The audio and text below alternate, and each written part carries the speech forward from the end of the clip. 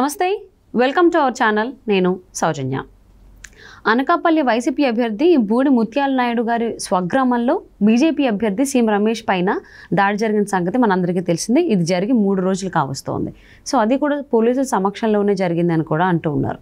మరి ఈ దాడి ఘటన తర్వాత అక్కడ ఉన్నటువంటి పోలీసు అధికారులను బదిలీ చేసే అవకాశం ఉందా ఏంటి? ఈ అంశానికి సంబంధించి మనతో మాట్లాడడానికి, వారి విశ్లేషణని మనతో పంచుకోవడానికి ఈరోజు మనతో పాటు ఉన్నారు సీనియర్ జర్నలిస్ట్ డివిఎస్ గారు ఉన్నారు. వారితో మాట్లాడదాం. నమస్తే అండి. నమస్తే అమ్మా. సీఎం రమేష్ పైన దాడి జరిగిన దానికి సంబంధించి దానివల్ల అక్కడ ఉన్నటువంటి పోలీస్ అధికారులని బదిలీ చేసేటువంటి అవకాశం ఉంది అని అంటున్నారు. ఇది ఎంతవరకు వాస్తవం అంటారు? జరగచ్చు అలాగా? సీఎం రమేష్ చొక్కా జరిగింది, డీజీపీ సీటు జరిగింది. డీజీపీ మారిపోయారు. కొత్త డీజీపీగా మొన్న హరీష్ కుమార్ ఆయన వచ్చేసారు.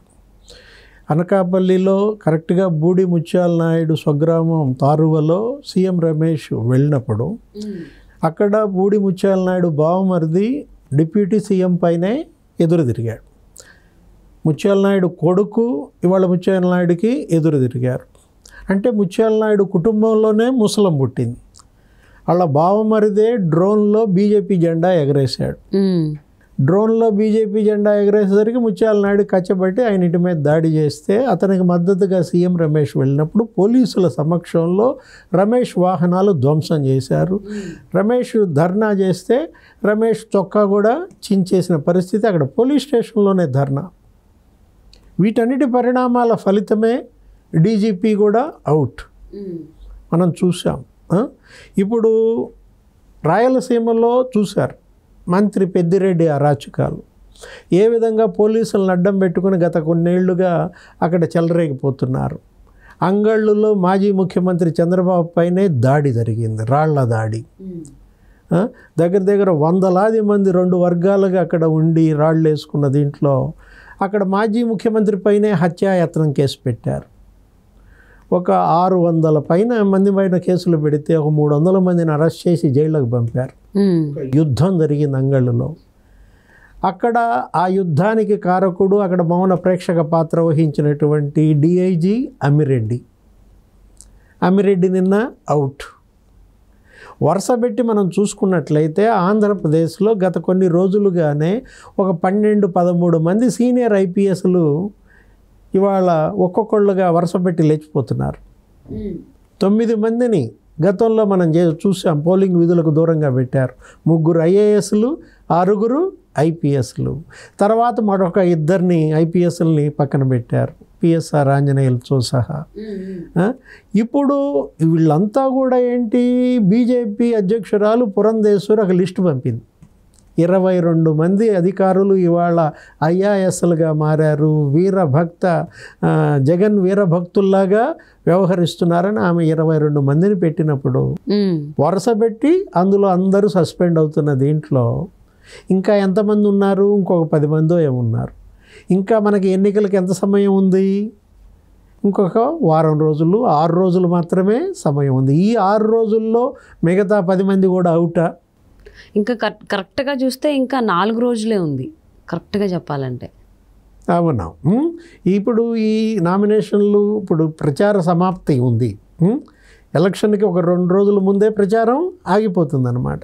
ఇలాంటి పరిస్థితుల్లో ఇంకా ఎంతమంది ఇలా వీళ్ళు వాళ్ళ యొక్క పక్షపాత వైఖరి అధికార పార్టీతో అంటగాగటమే ఇవాళ ఈ సీనియర్ ఐఏఎస్లు ఐపీఎస్లకు వచ్చినటువంటి తంట అన్నమాట.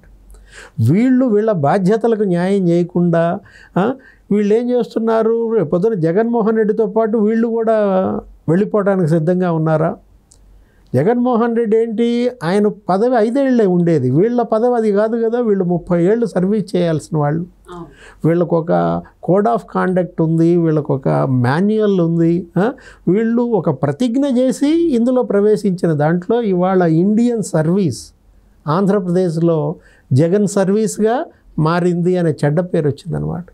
ఇప్పుడు అనకాపల్లి ఎస్పీ మురళీకృష్ణ ఎవరైతే మొన్న జరిగినటువంటి ఆ తారువ గ్రామంలో ఆ ఘర్షణలు, ఆ ఉద్రిక్త వాతావరణం, పోలీస్ స్టేషన్ దగ్గర ధర్నాలు, వీటన్నిటిలో కూడా ఉదాసీనంగా ఉన్నాడో ఇవాళ అనకాపల్లి ఎస్పీ మురళీకృష్ణను కూడా తప్పిస్తున్నారు అని సోషల్ మీడియాలో ప్రచారం మనం చూస్తున్నాం. వీళ్ళే కాదు, ఇంకా ఎంతమంది పైన వేటుకు సిద్ధంగా ఉందో మనం చూడాలి. పురంధేశ్వరి పెట్టిన దాంట్లో ఎవరో మిథున్ రెడ్డి దగ్గర, అవినాష్ రెడ్డి దగ్గర పెద్ద ఎత్తున డబ్బులు తీసుకున్నారు. సిద్ధార్థ కౌశల్లో ఎవరో ఒకతను, అతనికి ఎక్కడో దుబాయ్లో కూడా అకౌంట్లలో, బినామీ అకౌంట్లో డబ్బులు వేసినారని కూడా అందులో మనం చూసాం. ఇలా వీళ్ళందరిపైన కూడా ఇప్పుడు కేంద్రం నిఘా పెట్టింది, డేగ కన్నేసిందనమాట. ఎక్కడ ఎవరు బెసికినా వేటు ఇవాళ సిద్ధంగా ఉందన్నమాట. కాబట్టి ఇవాళ సిఎస్ జవహర్ రెడ్డి లాంటి వాళ్ళే ఇవాళ కొంచెం భయపడుతూ పనిచేస్తున్న పరిస్థితి మనం చూసాం. మొన్న పెన్షన్లు, ఫీజు రీయింబర్స్మెంటు, ఈ రైతు భరోసా ఇలాంటి ఇవ్వటంలో కూడా ఇవ్వచ్చా లేదా అని జవహర్ రెడ్డి ఈసీని అడిగాడు. మామూలుగా ఈసీని అడగకుండానే ఈయన ఇచ్చేసే పరిస్థితి గతంలో మనం చూసాం. అలాంటిది ఎందుకైనా మంచిదని చెప్పి ముందే ఈసీకి లేఖ రాసిన జవహర్ రెడ్డి ఈసీ దానికి సుతరాము వీల్లేదని చెప్పింది. దాంతో సర్దుకుని కూర్చున్నారు.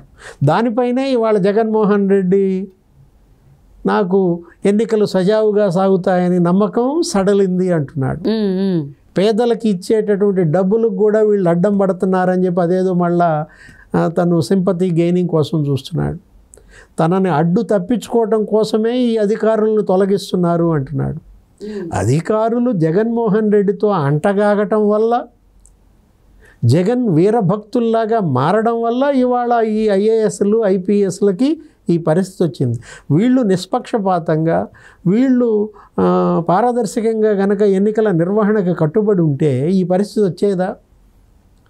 జగన్మోహన్ రెడ్డి అవినీతి నిర్వహణలో ఆరితేరిపోయాడు, ఆర్థిక నిర్వహణ గాలికి వదిలేశాడని నిన్నగాక మొన్న ప్రధాని మోడీ అన్నారు. మాఫియా రాజ్ చెలరేగిపోతుంది ఇక్కడ అన్నాడు.